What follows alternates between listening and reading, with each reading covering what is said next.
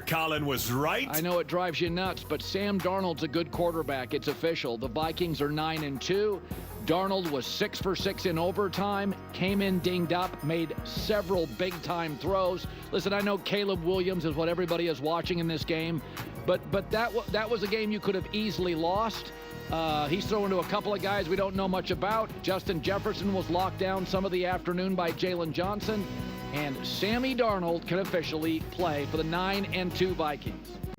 Okay, so listen, let's talk about this, because Colin Cowherd has absolutely been the biggest proponent of, as I'm looking for my Vikings notes, the biggest proponent of Sam Darnold, without a doubt. Without a doubt, that can't even be argued against. But he also said, though, that Sam Darnold's not this big star, and he kind of said that Sam Darnold is holding this team back, and the difference against the Rams versus the Vikings was Sam Darnold and stuff like that. And I pushed back on that. I really pushed back on that. And I think Sam Darnold has been awesome, has been really unbelievable. As you can see on there, 22 for 34, 330 yards, 9.7 yards per attempt, 2 touchdowns, a 116 rating, 6 for 6 in overtime. They were 6 for 13 on third down. They had 432 total yards.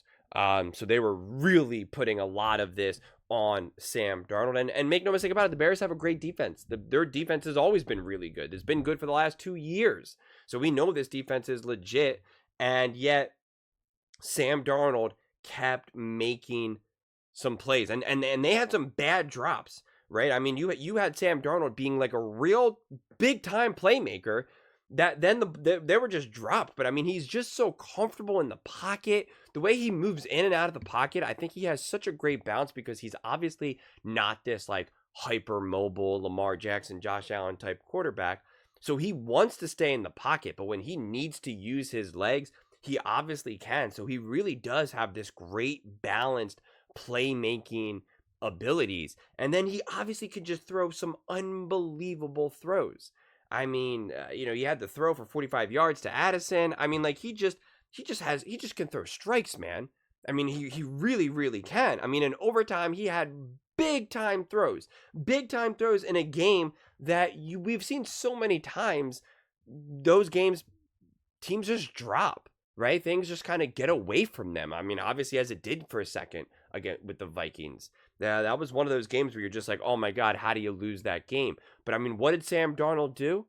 He got the ball to his playmakers. He got the ball to the guys that need the ball. He got it to Addison. He got it to Jefferson. He got it to Hockenson. Like, he did what needed to be done because he understood the moment. He understood the assignment, as the cool kids say.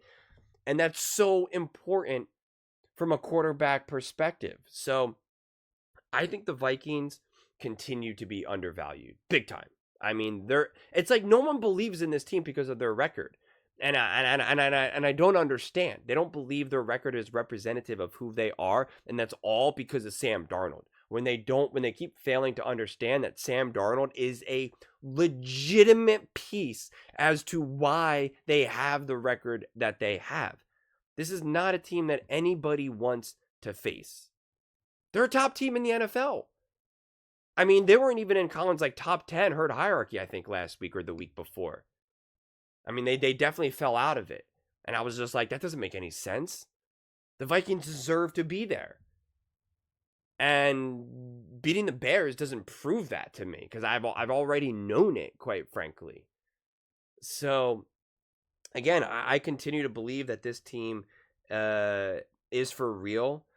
Even little things, right? Sam goes down, backup quarterback in, and I think it was like a 14-yard, 15-yard play, and boom, move the chains. Like, all of those things show the readiness of the Vikings. It's very impressive considering what they're trying to build. Offense specifically that they run, that they could be so resilient. Because when you have such weapons like this and you have such a smart play caller, sometimes it really can be like such a finely tuned machine where you take a bolt out here or a bolt out there and everything just kind of crumbles. Quite frankly, we see that with the 49ers in a lot of ways. And to see the resilience that the Vikings have been able to show, I think has been really, really impressive. You want to see the defense kind of pick up the pace a little bit. It feels like some of the defensive power that they had earlier on in the season has kind of, I don't want to say lost its way, but just not as threatening as it was. And you really do want to see them to be able to kind of get back there, because I had originally thought going into this game that the Vikings would have been able to make Caleb Williams really look like a rookie quarterback, and they didn't. Caleb, and again, credit to Caleb, he played great. He made some really, really awesome, fantastic plays. I think the dude will be a star in the NFL. I really do. And so maybe that's just what we saw firsthand, and he kind of was able to bypass that rookie moment. But I was just thinking, this defense, Brian Flores, divisional game, rookie quarterback, like these are some of those games that a great defense and a great defensive mind in Brian Flores would be able to really attack and exploit. And you didn't see that happen. You didn't. And again, it's not the worst thing. It's not, but it is some of those little things that you would like to see if you are a Vikings fan. Because again, you got to start, you got to think big picture. The Vikings are in the big picture right now. So it's like, what does the Vikings defense do to slow down Jalen Hurts, A.J. Brown, Devontae, Saquon Barkley, and that O-line? What does that defense do to slow down, obviously, the Detroit Lions and Jared Goff and their collection of people, Amon-Ra St. Brown, Gibbs, whoever. Like we know those are real matchups that the Vikings are going to have to face. If they're in the playoffs, or even just to even get to the playoffs, it's got to be through the Lions, the Packers, the Eagles, like all really potent offenses. And, you know, you're not always going to be able to slow down great offenses, but if there's any way you kind of get that edge, if there's any way that you can sneak in a couple extra 3 and outs, short field, force a turnover, whatever it may be, that ends up being the difference in getting to the NFC Championship game or not. We know that. We've seen that historically year after year after year after year in the playoffs. It's those tiny little things that really add up. And so you want to be able to see the Vikings be able to find that. You know, you need the Vikings to be able to find that, quite frankly. So it's going to be interesting. I mean, these are all going to be just such awesome matchups that with each game that passes, honestly, I just get more and more excited for it. I get more and more excited. I'm just like, oh my God, it's got to be January already. Like we got to get here now, because these games are just going to be so good.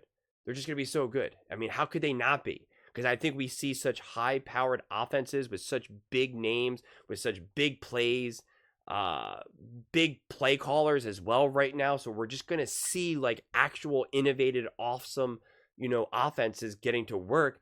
And what's going to be really interesting in such an offensively led league, it's going to be kind of like, what defense can maybe slow this team up a little bit? Which defense can trip them up?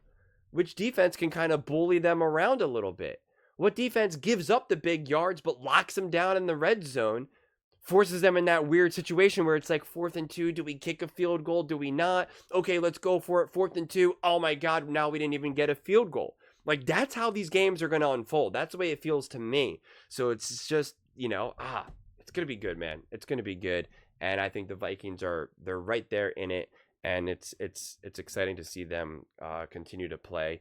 And, you know, even win a game like this where it feels like it should have been easier and it shouldn't have come down to being this close as we know. But still to watch them step up in the way they did, Sam Darnold step up overtime, I think it ends up actually being a good thing, better, you know, more than a bad thing. But those are just my thoughts. I'd absolutely love to hear yours. What do you guys all think about the Minnesota Vikings, Sam Darnold, and being a top contender in the NFL? Let me know in the comments below. I read every single comment, so whether you agree with me or disagree with me, either way, let's get in some discussions. Let's get in some fights, but ultimately, let's just have some fun. And please do consider subscribing. We are building an amazing community here, and I absolutely love to see you part of it. I want to build something that we all genuinely feel connected to, something that we're really excited to be part of. I think we're on our way to doing it. And please don't forget to give this video a thumbs up, as it really does help with the visibility and the algorithm. Thank you so much. See you next time.